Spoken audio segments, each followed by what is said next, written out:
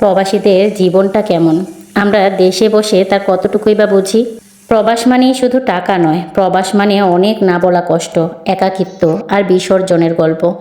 দেশে থাকা মানুষগুলো শুধু দেখে বিদেশে আছে, ভালো টাকা কামায়, কিন্তু কেউ দেখে না সেই টাকা উপার্জন করতে একজন মানুষকে প্রতিদিন কত ঘন্টা পরিশ্রম করতে হয়, কত রোদ বৃষ্টি ঠান্ডা গরম সহ্য করতে হয়, কত সময় নিজের শরীরের দিকে তাকানোর সুযোগ থাকে না। কেউ দেখে না কাজ শেষে ক্লান্ত শরীরটা নিয়ে ঘরে ফিরে সে কতটা নিঃসঙ্গ।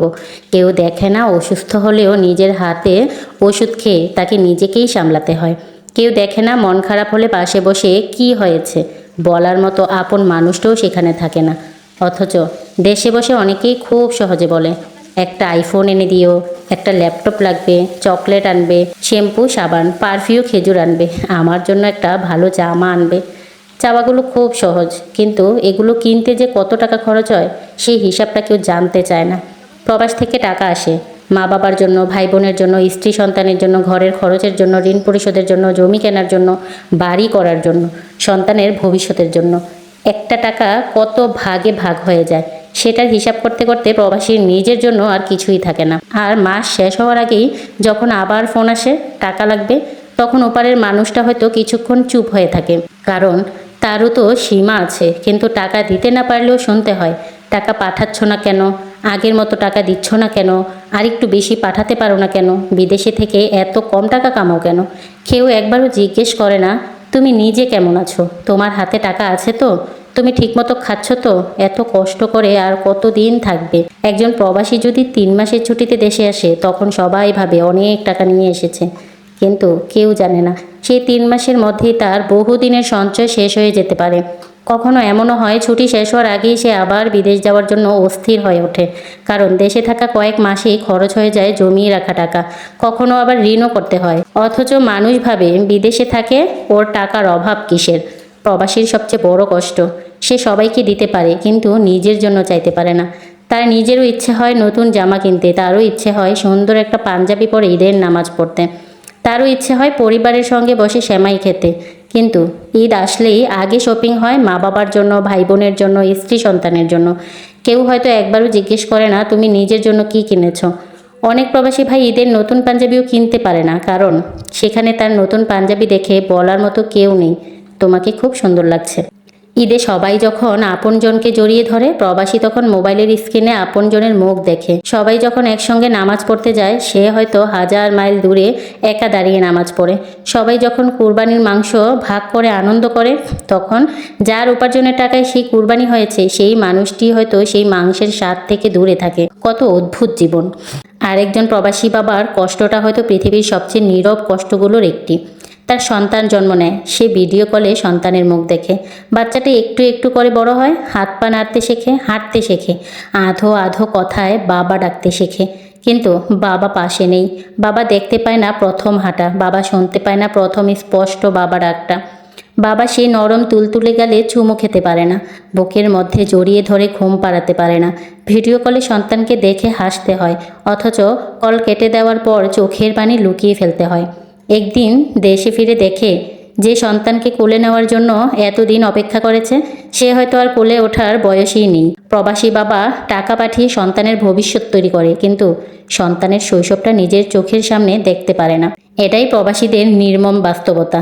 আরেকটা কষ্ট আছে যেটা আমরা খুব কমই ভাবি। দেশে কোনো আপন মানুষ মারা গেলে দেশের মানুষ একজন আরেকজনকে জড়িয়ে ধরে কাঁদতে পারে, মাথায় হাত রাখতে পারে, সান্ত্বনা দিতে পারে, একসঙ্গে জানাজায় যেতে পারে। কিন্তু প্রবাসে থাকা মানুষটা, সে হয়তো মোবাইলের স্ক্রিনে প্রিয় মানুষটির শেষ বিদায় দেখে, ভিডিও কলের ওপাশে কান্না করে, কখনো কাঁদতে কাঁদতে অজ্ঞান হয়ে গেলেও পাশে পানি দেওয়ার মতো কেউ থাকে না, অসুস্থ হয়ে পড়লেও মাথায় হাত রাখার মতো কেউ থাকে না। তার কান্নার শব্দ চার দেয়ালের মধ্যে আটকে থাকে। প্রবাসীর জীবন আসলে একটা অদ্ভুত অঙ্ক। তার উপার্জনের টাকা একবারে তার হাতে থাকে না।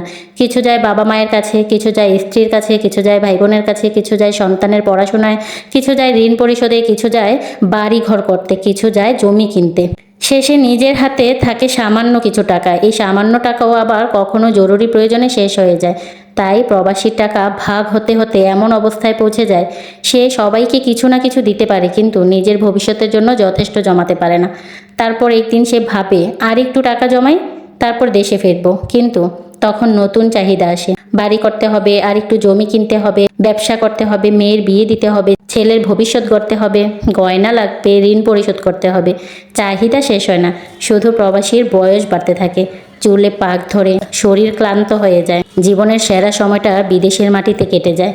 একসময় সে বুঝতে পারে টাকা জমাতে জমাতে সে তার জীবনের সবচেয়ে সুন্দর সময়গুলোই হারিয়ে ফেলেছে। যে বাড়ি বানানোর জন্য এত বছর কষ্ট করেছিল, সেই বাড়িতে হয়তো কয়েকদিনও শান্তিতে ঘুমানোর সুযোগ হয় না। যে সন্তানের ভবিষ্যতের জন্য নিজের যৌবনটা বিসর্জন দিয়েছিল, সেই সন্তানের শৈশবটাই সে হারিয়ে ফেলেছে। যে পরিবারের সুখের জন্য নিজেকে এত বছর দূরে রেখেছিল, একদিন সেই পরিবারের সবার জীবন স্বাভাবিক হয়ে গেল, প্রবাসীর নিজের জীবনটা যেন কোথাও থেমে থাকে। তাই প্রবাসী ভাইদের কাছে একটা কথা, আপনার কষ্টের টাকা সবাইকে দেওয়ার আগে নিজের ভবিষ্যতের কথাও ভাবুন। আর দেশে থাকা আপনজনদের কাছেও একটা অনুরোধ, প্রবাসী মানুষটাকে শুধু টাকার মেশিন ভাববেন না। তারও মন আছে, তারও ক্লান্তি আছে, তারও স্বপ্ন আছে, তারও শখ আছে, তারও অভিমান আছে, তারও ভালোবাসা পাওয়ার অধিকার আছে।